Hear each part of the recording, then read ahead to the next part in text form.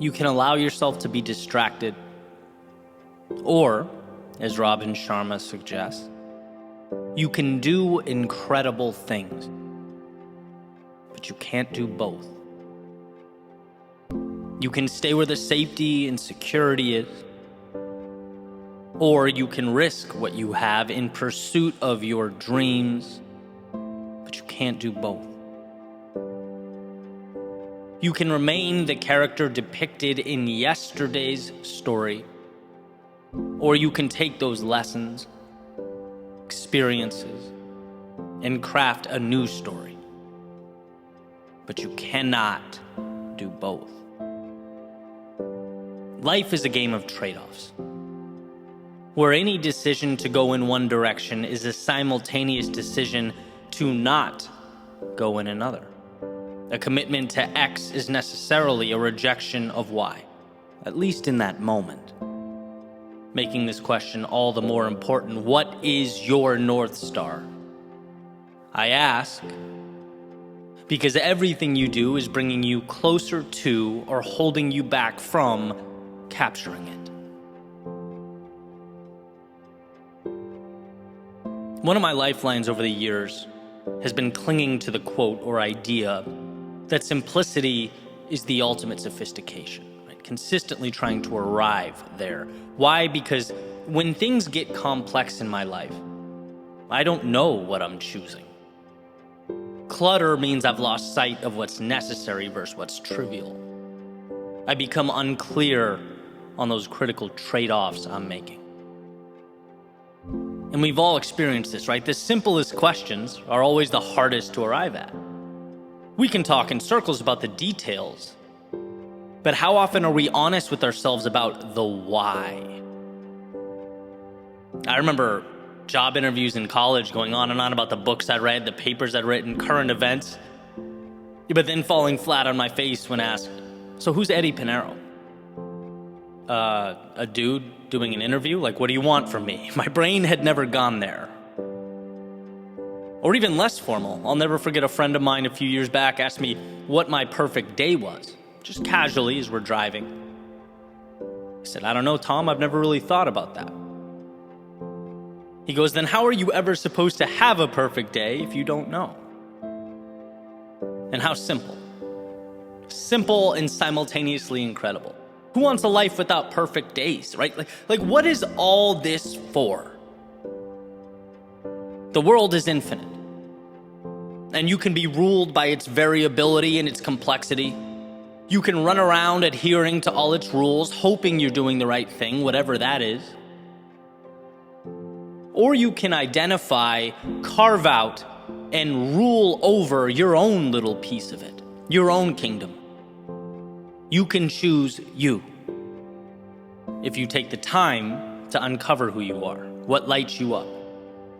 And then, as Emerson advocates, hitch your wagon to that star. The best investment of our time is to truly understand and decide what we should be saying yes to. Because if we don't know what matters, then nothing does. Here's a famous dialogue from Lewis Carroll's Alice in Wonderland. Alice, would you tell me, please, which way I ought to go from here? That depends a good deal on where you want to get to, said the cat. Well, I don't much care where, said Alice. Then it doesn't matter which way you go, said the cat. Well, so long as I get somewhere, Alice added as an explanation. Oh, you're sure to do that, said the cat. If only you walk long enough. Beautiful passage. If you don't care where you go, any road will take you there. And see, it's not wrong to not know. It doesn't make you bad or mean life is a waste of time. It just means you're taking a large portion of control, which is one of your superpowers, and tossing it up into the ether. It means you are bowing to hope. And I know that no one here wants to live every day merely clinging to hope. This is not a we'll see how it goes channel or podcast, right? This is about the little changes that take life from a 6 out of 10 to a 9 or a 10 out of 10. It's about using what's around us to maximize the miracle we are living and breathing every day. Again, life is complex. So for you to take the time and simplify, to remove what's unnecessary, what an advantage. Yeah, I could do this or that. I could go here or there. But guess what? I've spent the time thinking, asking myself the tough questions, and now I can be more deliberate in choosing my path so that I arrive at a correct destination, a destination that belongs to me, that means something to me, that lights me up and excites me. That's living. And of course, this isn't a one-time light bulb moment, a permanent move. No, as we grow, we change. What we want shifts. Hey, sometimes the current path even reveals itself to be the wrong path. It's happened to me plenty. But when you're consistently in tune with what matters to you, who you are, you can make the adjustments. You can be deliberate. No more shooting targets in the dark because life is too short. Our days numbered, our arrows finite. Live life like each day means something. Because each day is transporting you to your something. Let's use the pieces around us to build our own skylines, etch our own stories into the sands of time. If a decision to do one thing is a simultaneous decision to not do something else, make sure to have that North Star in scope so that you don't, amidst that chaos of life, unknowingly turn your back on it. Ask yourself who you are and be as patient as possible working for that answer. Because as far as I can tell, that information is the key that unlocks infinite possibility. It's knowledge that opens the door to life on your terms.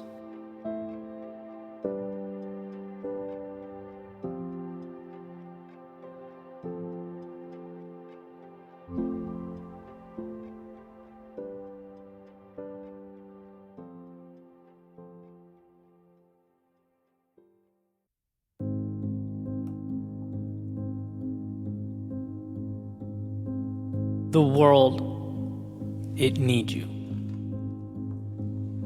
But it needs the real you. Not the one with the mask, looking to blend in. Nor the one making all those concessions to avoid being left out. No, the real you. With your flaws and your insufficiencies, your strengths and your gifts, your hopes and your dreams. It needs the you that so often hides away underneath that blanket of caution and skepticism. The you that's coupled with vulnerability, more easily ignored than brought to life with conviction. But that's the you this world needs. When I was younger, I seemed to separate life into two categories. Me in one, and everyone else in the other. And guess which of the two categories I assumed had it all figured out? In my mind, I was the one, the only one who didn't know. The one who was winging it, stumbling my way through each and every day. All those other people, though, they not only had plans, they had the right plans. They knew the right details, but I didn't. And so in my head, me being right required I necessarily look to them. I follow their lead. Since there exists an established correct path, that must be where I steer the ship. But then some time passes. You grow older, maybe pick up a little wisdom along the way, and you realize that no one really knows what they're doing. There are very few objectively correct roads that must be traveled. Life is not a paint by number, it's a blank canvas. And understanding this changed the image in my head from one of me knocking on the door of a party everyone else was at to visualizing almost 8 billion individual souls running around trying to figure things out in the limited stretch of time they have here on planet Earth. I realized I had at times felt small only because of the gravity I attributed to people who were just trying to figure it out themselves. And the point, certainly not to diminish anyone else's journey, it was to give myself permission to embark upon my own. It's just hard to do that when you view everyone else as one collective, all-knowing entity, as opposed to 8 billion people just like you with thoughts, fears, hopes, and plans. The question is not what is the right thing to do here.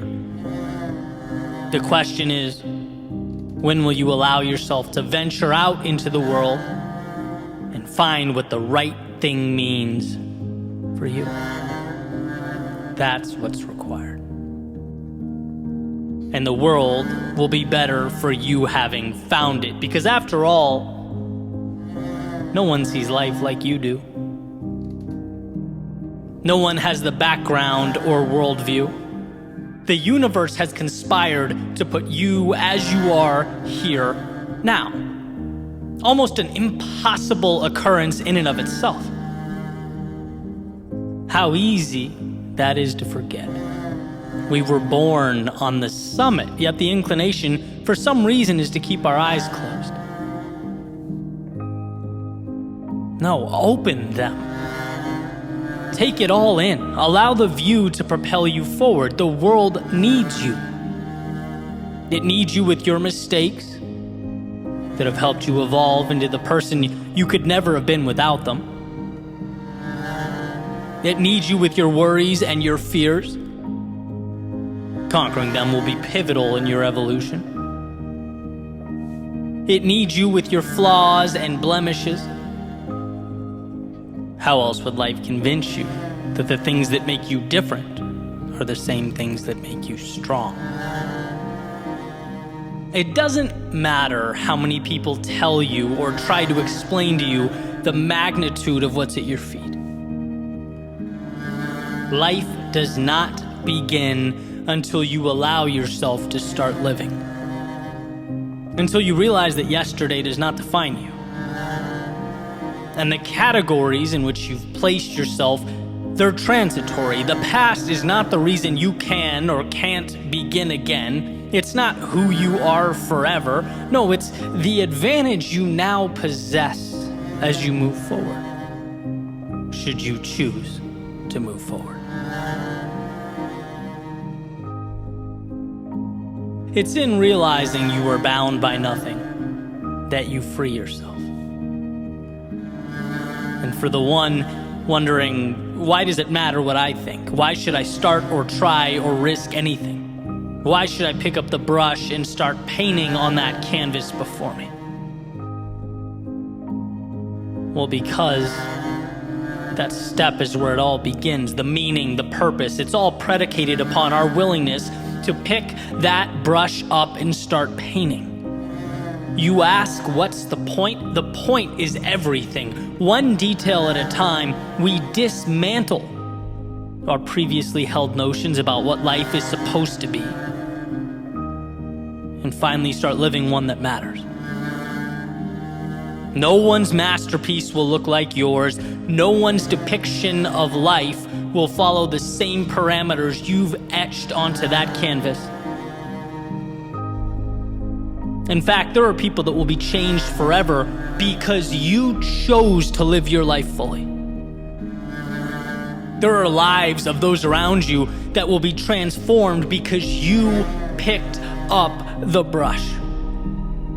There are stories that will now end in triumph because you found the courage to start, to see light in yourself.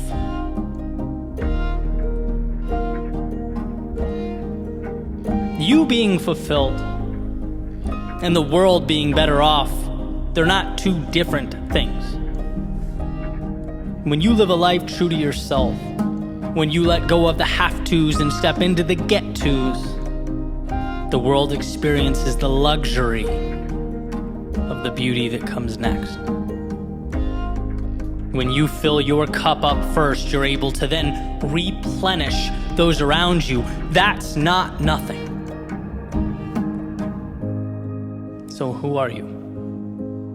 Beneath the characterizations, beneath the roles you've taken on, beneath what you feel you're supposed to be, all that. Who are you, and will you give life to that person? Will you be that courageous? After all, that's what life is. It's not a game of right and wrong so much as it's a game of courage. The ones willing to take the leap end up worlds away from where they began. So my ask of you is that you begin tearing down those walls created in your head. The ones that accumulated over days and months and years. The ones that box you in or keep you out, that suggest you are anything other than that 1 in 400 trillion miracle, ready to embark upon the ride of a lifetime. And sure, it means shedding the comfort of obscurity, the safety of projection. Looking yourself in the mirror and saying, I am worth it, and there's more out there, means without question you are taking off the training wheels, dancing with vulnerability. But it also means when that time comes and you look back on how you lived your days, you can say, I truly lived. You can say that the world needed me, and I had the courage to heed its call.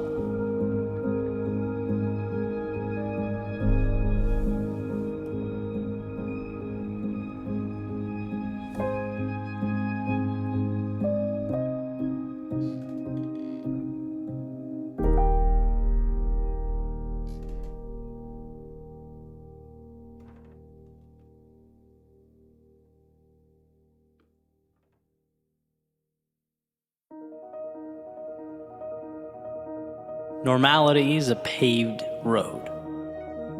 It's comfortable to walk, but no flowers grow. Vincent van Gogh. What is normality? Well, according to the dictionary, normal is the usual, average, or typical state or condition. Common. Normal is also a decision. There's a quote by Robin Sharma, and I've looked to this for years. It states, if you want what the 5% have, you need to be willing to do what only the 5% are willing to do. What they obtain is not, definitionally speaking, normal. It's uncommon.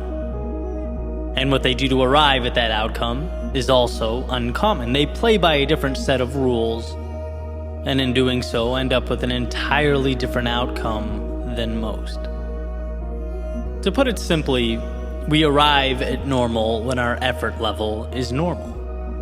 You put in normal hours or give average effort at work, most likely your results, career progress, compensation will be normal. You pay moderate attention to your fitness, your health, well, your level of physical fitness will be normal. You dedicate typical levels of effort to your relationships will be normal. Not terrible, but not remarkable. Right? And I'm sure you get the idea here, the pattern. Generally, over time, what we get starts to reflect what we gave. And here's where the self-assessment comes in, the awareness. You have to ask yourself, in pursuit of something greater, whether your actions are aligning with your goals and objectives. There's nothing so futile as telling yourself you're going to achieve miraculous, larger-than-life outcomes, and then putting in average, typical, normal effort. If normal goes in, normal comes out. And as I was thinking about this recently, as it pertains to my life, I had a little epiphany, right? So fitness is a big area of focus for me. I run or do some type of strength training 6 days a week. As far as I can tell, that level of effort is beyond normal, right? I go above and beyond in that area of my life. But even though I'm aligned on my mission to be the 5% there, I realized there was a gap. I realized my diet was very normal, completely unextraordinary. It's just easy to convince yourself to eat whatever you want after a really long run, right? Why not pizza? After all, it's the normal thing to do. But I had to remind myself that what I wanted in that area of my life, holistically, is not normal. Therefore, the inputs cannot be normal. It was time to start standing up to those things that are very easy to say yes to rationalize. And that's the idea here. I pick my 5% categories where I truly want to excel and make sure there's nothing normal about their development. You want top-tier results? You have to give top-tier effort. Make the sacrifices, map out the path. I've come to see this differently over the years. It's not an indictment against you as a person for choosing normal, but know that it is indicative of a choice. And the output eventually comes to align with the input. All the actions or lack thereof stack up to resemble something. And it's up to you to decide what that is. And so the next question, perhaps somewhat of an obvious one, is when it comes to the things that matter most to you, why stay confined to normal? It's the above and beyond, the peak experiences, the times we overcame, fought and won, took the risk and came out on top. That's when we are at our best. That's when we get the most from life. So is normal the end of the world? No. It's just that abnormal is the beginning of one.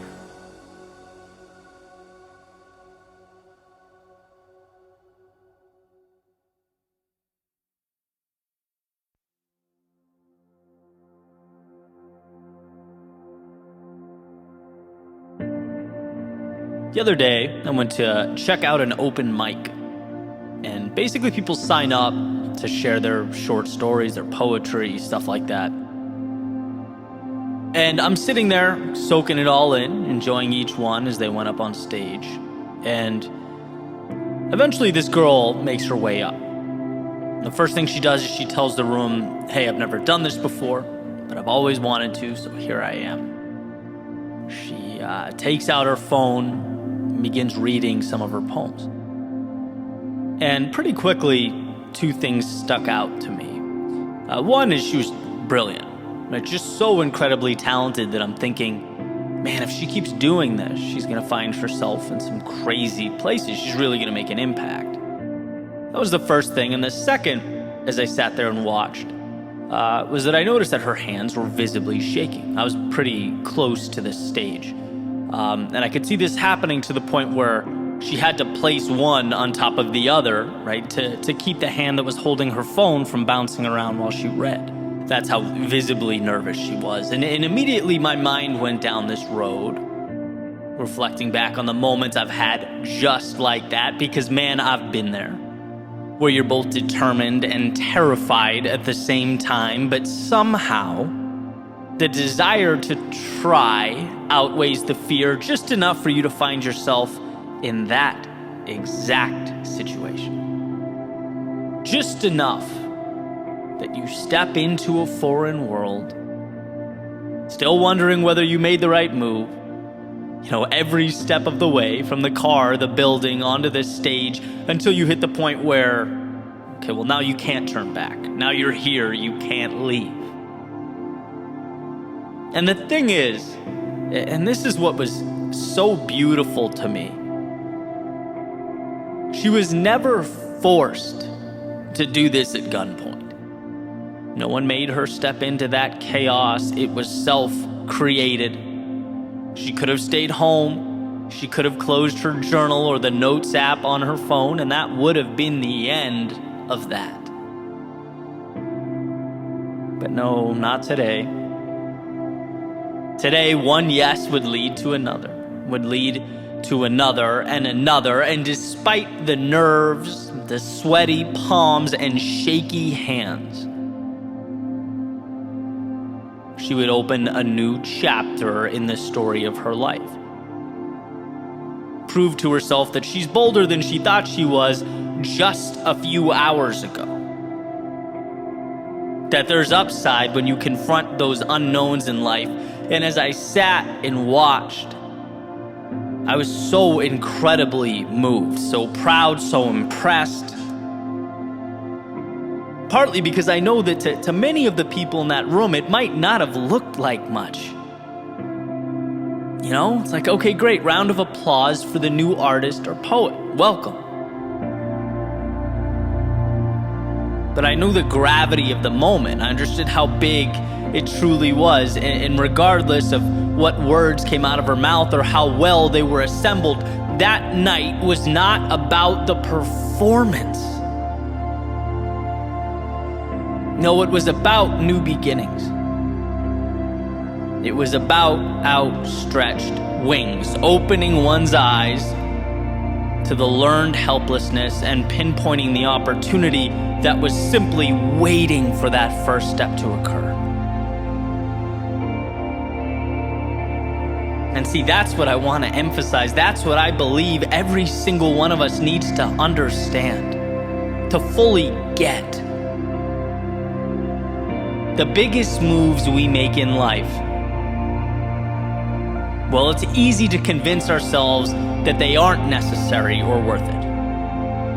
The things that transform us hide themselves. A lot of the time, they don't feel urgent. They aren't life or death decisions. They can be the stages we never step on, the people we never talk to, the chances we never take. Because, well, what happens if we simply stay right where we are? Say thank you, but no thank you to those fleeting opportunities. Nothing happens, more of the same, and realistically, nothing is far less scary than all that other stuff. We don't fear nothingness. We don't intrinsically fear more of the same. No, we fear stepping onto the stage. We fear vulnerability. We fear messing up, looking stupid, being judged. And yeah, when you do nothing, you get to skip all that.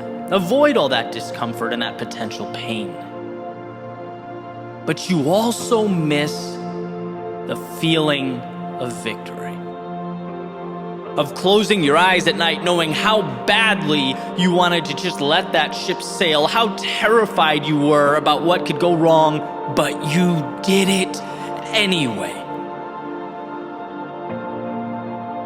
You get to feel you have earned the rush of stepping into a chaotic world. And even if temporarily, you tamed it. That's what life is about. Always remember that we have a natural proclivity to avoid pain, not to pursue the things that make us feel alive. Deep down in our DNA, there exist instructions to run away from the things that could hurt us, embarrass us. Our minds will race, our bodies will kick and scream, our hands will shake. That's just the way it goes. Until we prove to ourselves that it's all conquerable, that reality can be relearned. It's a layer of resistance that has to be faced and then dismantled. Why was I so moved that night? Because I got to watch in real time someone dismantling that fear on their way to something incredible. It's courage. Stepping into the arena, not for the people next to you or anyone else, but for you. Because you know there's more. You know that where you are pales in comparison to where you can be. I'm definitely one to look back from time to time and reflect, and I'll tell you what, I'm incredibly thankful for the hard times that shaped me, the challenges that were forced upon me and made me who I am.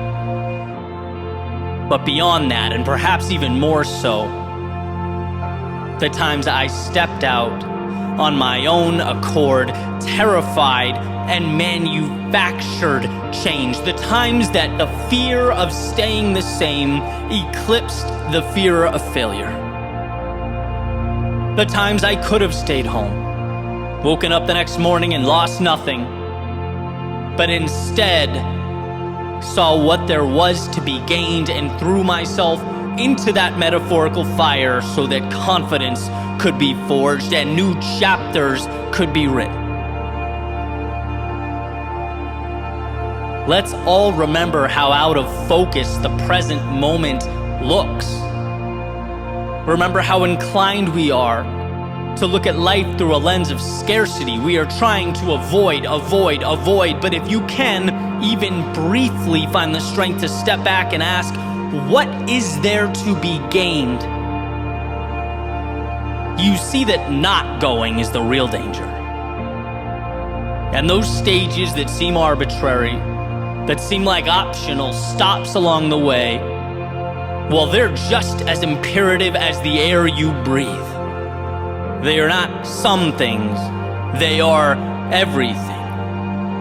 We all hit a point where we look back on the roads we traveled and see the culmination of footsteps that have come to constitute our lives.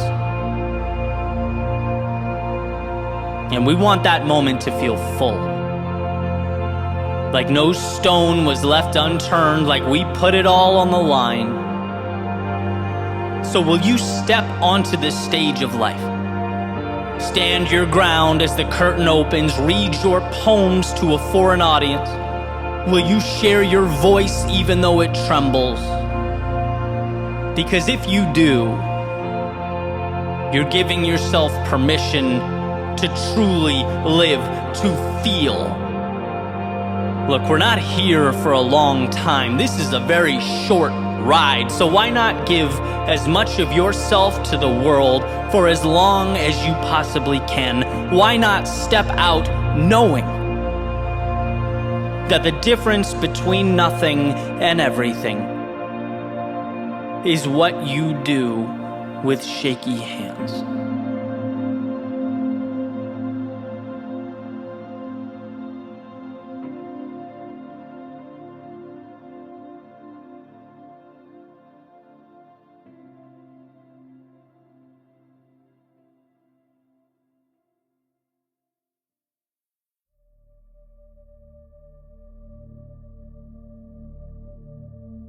It's easy to look back and think about all the things you could have done differently.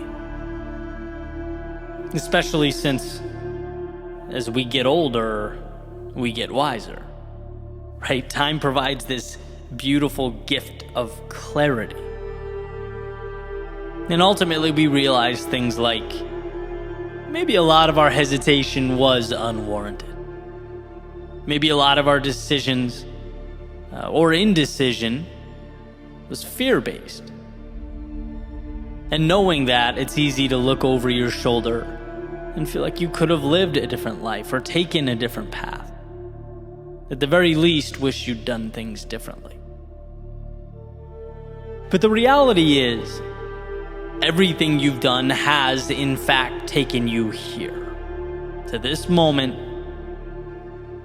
And when you dwell on the past, the should-haves and the could-haves, you completely diminish the power of right now, the current moment. You completely underestimate the knowledge and the wisdom you've been collecting for years, whose single job is to assist you in your next move.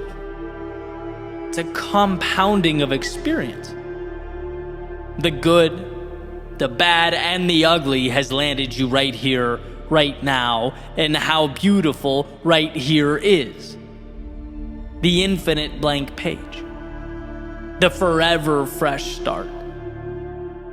And that's not to say the past doesn't matter. It's to suggest that your prior discomfort, your mistakes and lessons have equipped you to deviate from the routines and the cyclical nature of your past.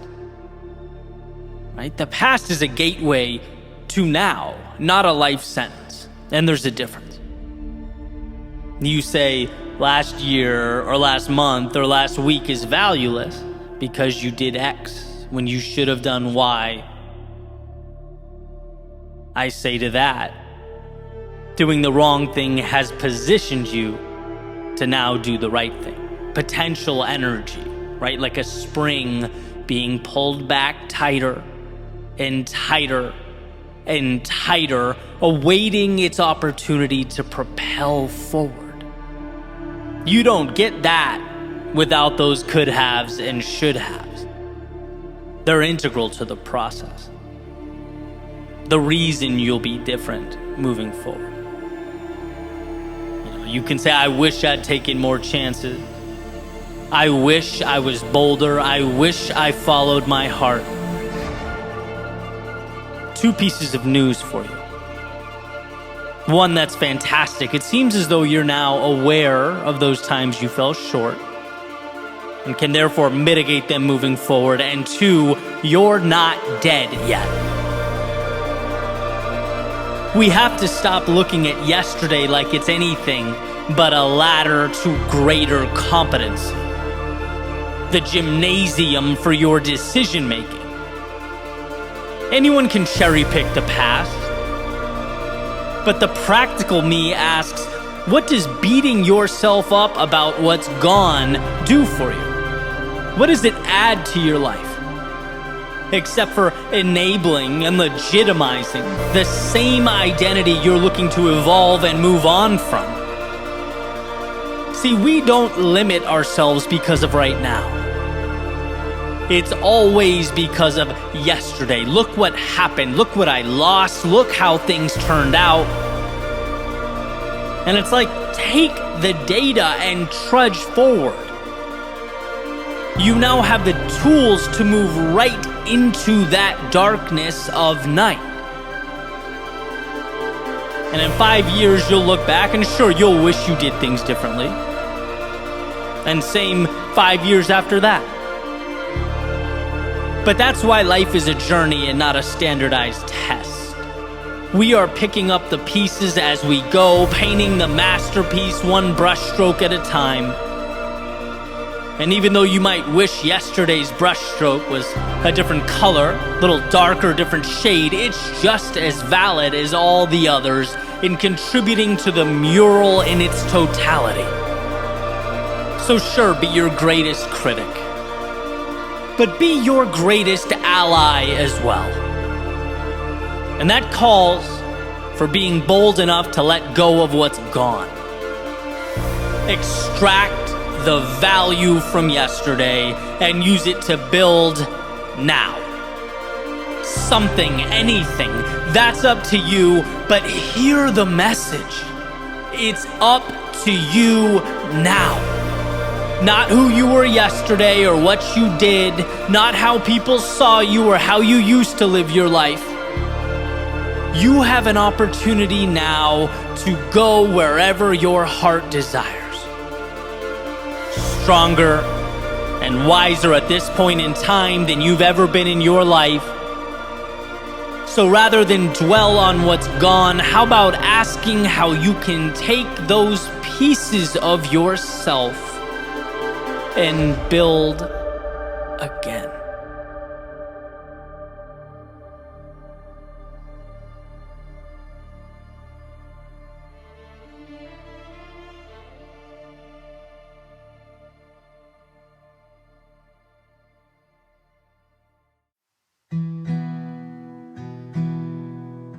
sometimes the inspiration doesn't come to you.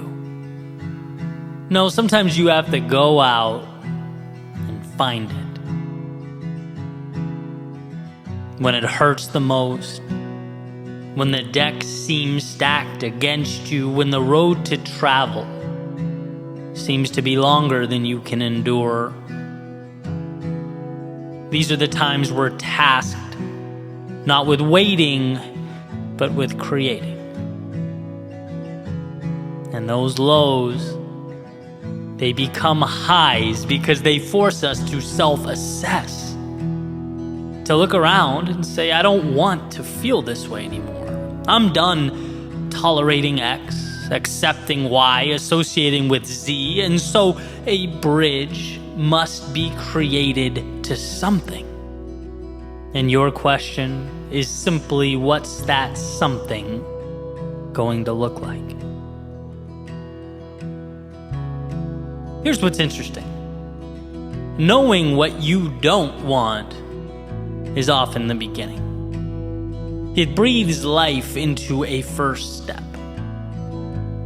Maybe you look up and you have no idea what step 2,000 or 3,000 looks like, and that's perfectly okay. You don't need to know exactly where you're headed, exactly what the top of the mountain will look like. What took me forever to figure out is knowing that here isn't right for you, wherever here is enough. Because it is the beginning. The engine that makes it all work. You don't owe explanations. Apologies aren't required of you.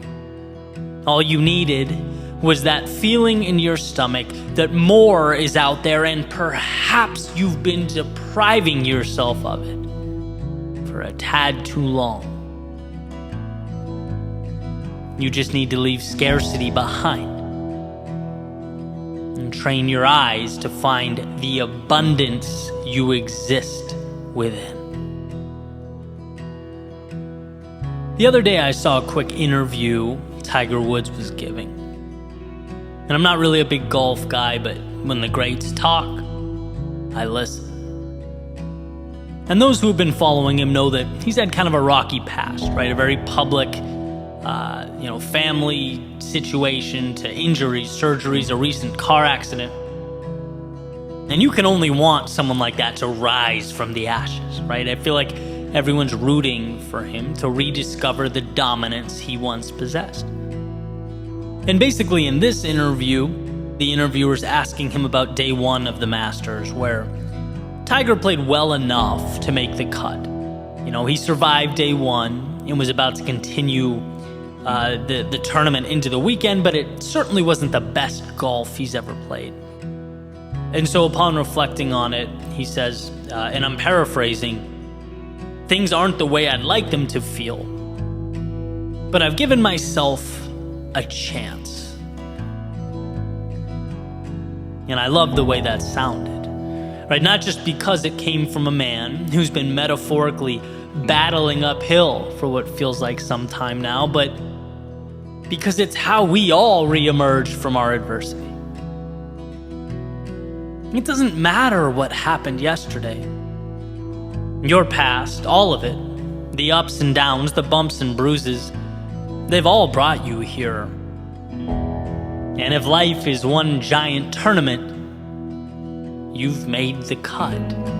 You get to play in your Masters.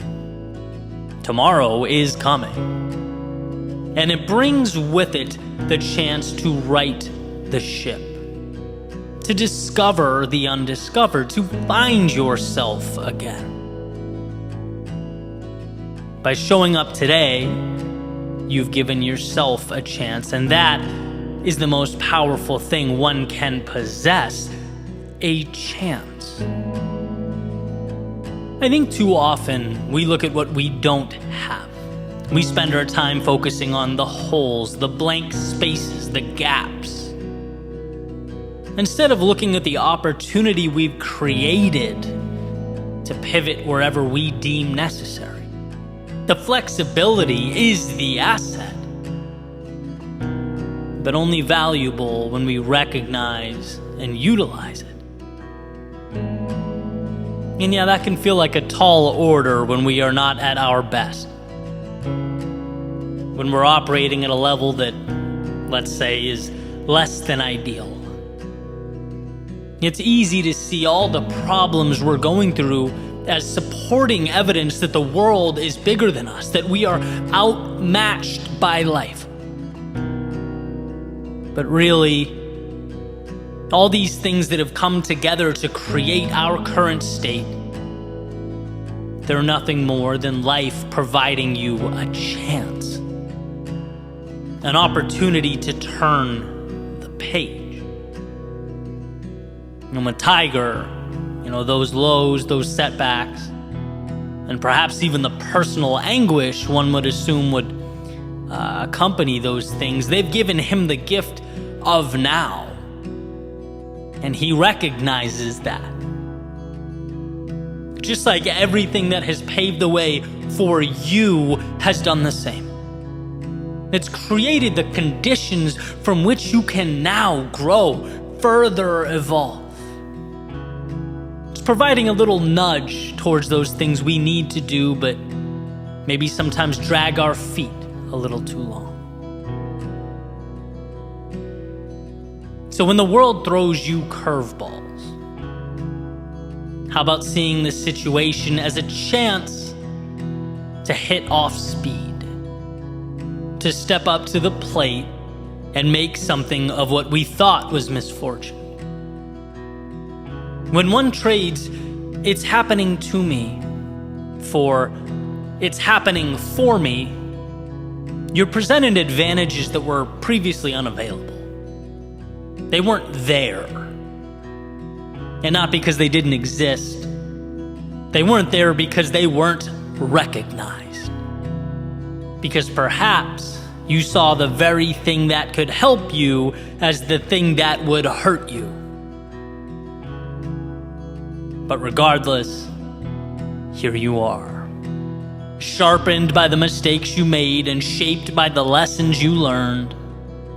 You are here. Not to relive the past, but to create a new reality, write a new chapter, walk a new path. You are here. And wherever next happens to be, let it unfold because you chose it. Let it evolve because it's who you are. Leave the stands and make your way to the stage, where sure, the stakes are higher, but so is the upside. I often talk about the power of looking over our shoulders at those highs and lows from time to time. Not because they have power over us, but because they have made us powerful. Look at all you've endured. See all that you've overcome, and for what? Well, to put it simply, for the gift currently at your fingertips. The chance to say years from now that sure, you lost yourself. Things became chaotic, confusing, convoluted. Maybe you were unsure. Maybe at times you even felt alone. But those times, the same times that could have kept you down, instead reminded you what you were capable of becoming. You don't get the light at the end of the tunnel without walking through the darkness. And so to remember that all this has unfolded to bring about something beautiful on the other side, well, that just might be the perspective that you've needed, that you've left behind. The world will only give you what you ask for, and so right here, right now, instead of accepting a continuation of your past, how about demanding an evolution of yourself? That game of life awaits. And so for your sake and the world's, don't be afraid to play.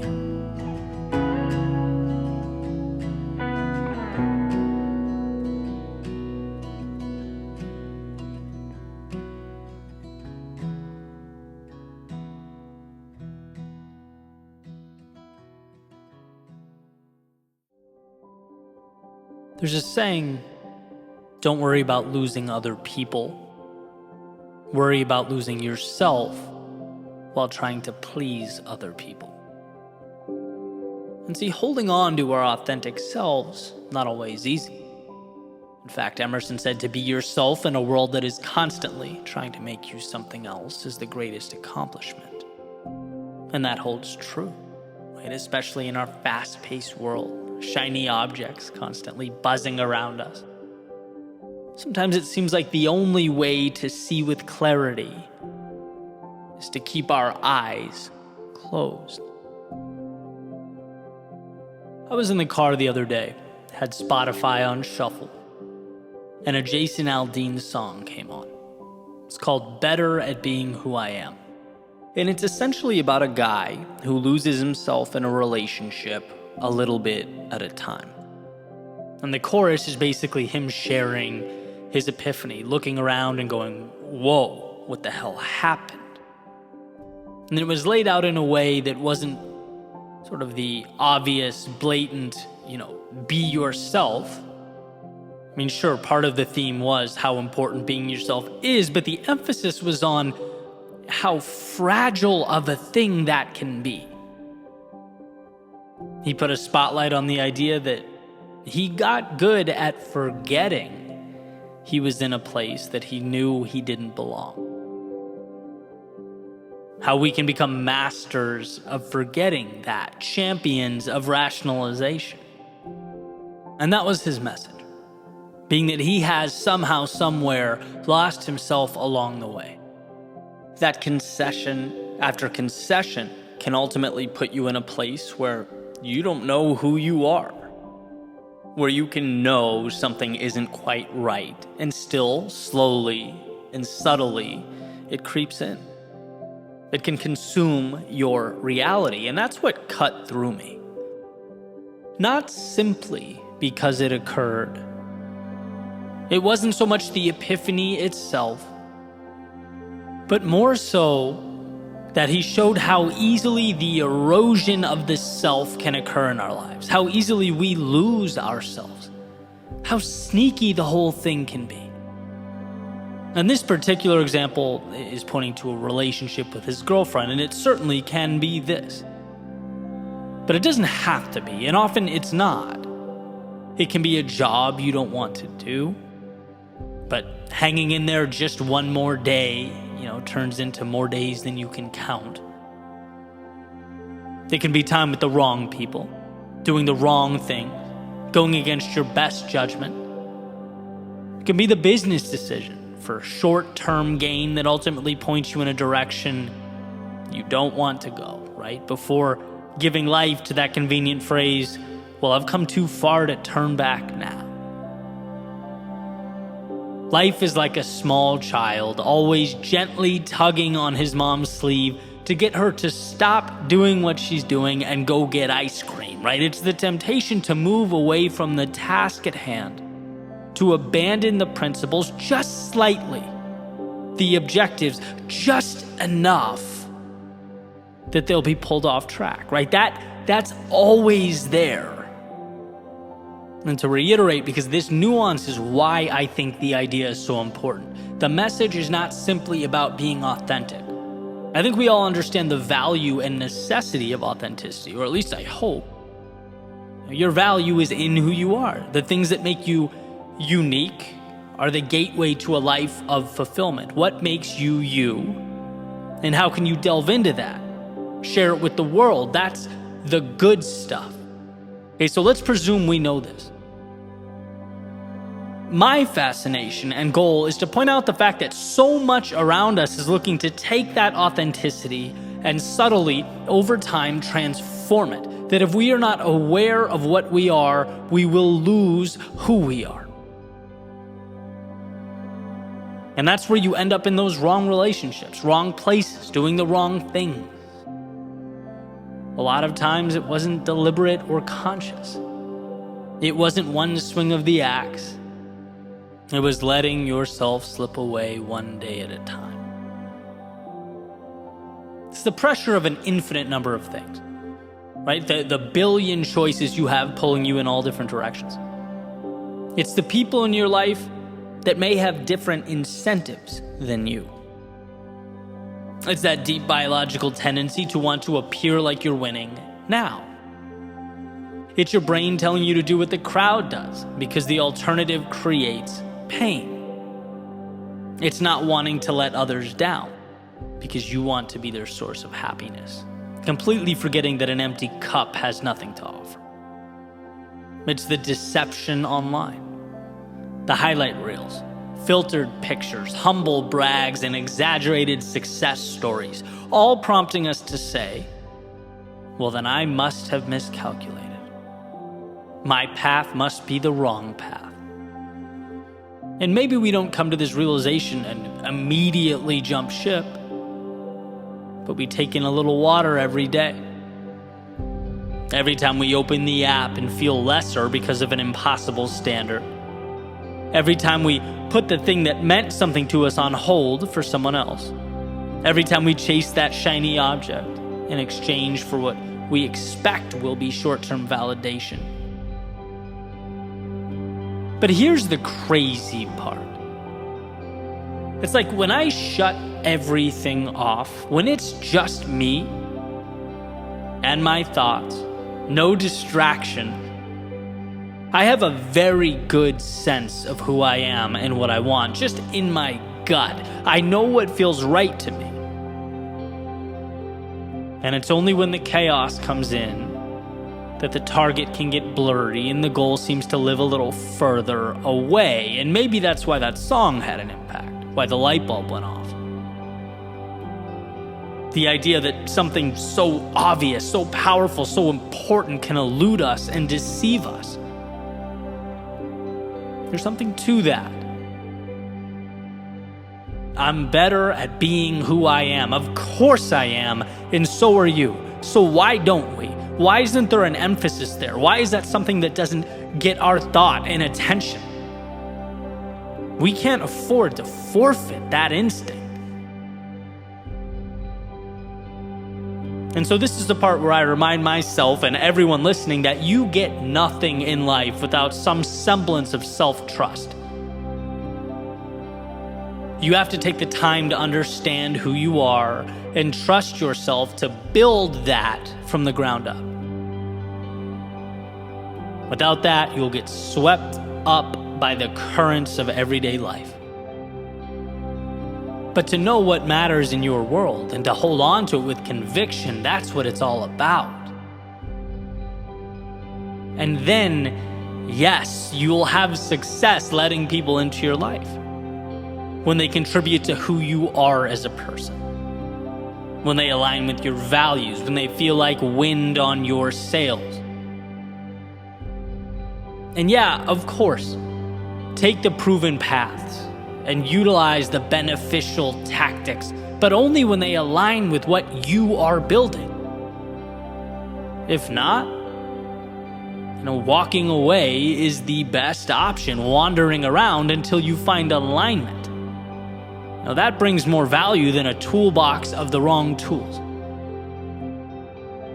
And sure, sometimes you have to do things you don't want to do. I get that. That's called being responsible. But those things, as annoying as they are, should be contributing to something that does matter to you. The building's foundation is not fun or sexy, but it's necessary. Just make sure you believe in what will ultimately be built on top of it. Otherwise, you are most certainly wasting your time. Your gift is you. You have something to share, something to explore, nurture, and grow.